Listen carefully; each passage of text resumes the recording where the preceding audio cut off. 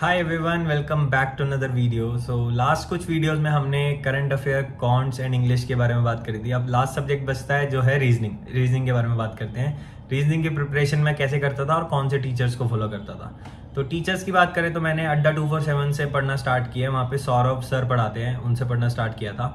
Prelims ज़्यादातर मैंने उनसे पढ़ा है। और मेंस की बात करें तो मेंस के लिए मैंने बहुत ज़्यादा किसी टीचर को फॉलो किया नहीं, ना उनकी क्लासेस देखी।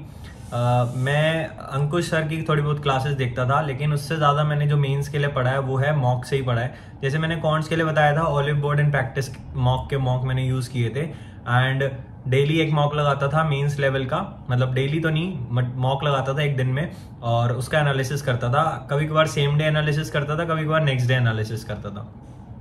मॉक का एनालिसिस आपको पता ही है कि एक मॉक अटेम्प्ट करना है आपने, देन आपको सबसे पहले जो क्वेश्चंस रॉन्ग हुआ उनको गो थ्रू करना है कि वो क्यों रॉन्ग हुआ है और उनका सही आंसर क्या है, सही सॉल्यूशन क्या है, कैसे सॉल्व करना था।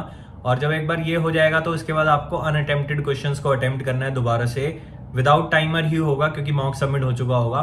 तो ऐसे करके मॉक अटेम्प्ट करके मैंने रीजनिंग की प्रिपरेशन करी थी। अब एक एडवाइस जो है, काफ़ी बच्चे जो है मॉक को अटेम्प्ट करते हैं सबमिट करके, है ना। तो ये सबसे गलत चीज़ है क्योंकि मॉक का पर्पस ही टाइमर के साथ अटेम्प्ट करना है। मॉक का पर्पस है वो सिमुलेट करना कि आप एग्जाम एनवायरनमेंट में बैठे हो, ठीक है। तो मॉक को हमेशा टाइम के साथ अटेम्प्ट किया करो।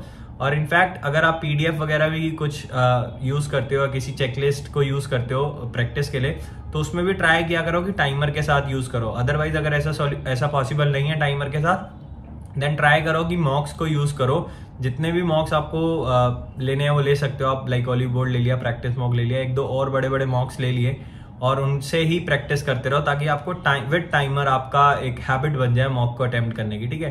तो जब बार बार उस हैबिट को आप दोहराओगे, उस चीज़ को दोहराओगे, तो वो आपकी हैबिट बन जाएगी और अच्छे से आपको जब एग्जाम में जाओगे तो लगेगा कि नॉर्मल ही है क्योंकि आप उसकी बहुत ज़्यादा प्रैक्टिस कर चुके हो, ठीक है। तो रीजनिंग के लिए मैंने मेनली मॉक टेस्ट को यूज़ किया था। Olive board and practice mock के सेक्शनल मॉक्स में लगाता था और ऐसे ही मैंने प्रिपरेशन करी थी। तो ऑलमोस्ट सारे सब्जेक्ट्स कवर हो गए हैं जिनके बारे में हमने बात कर ली है, सारे सब्जेक्ट्स के बारे में। तो आगे अगली वीडियोस में कुछ और बात करेंगे।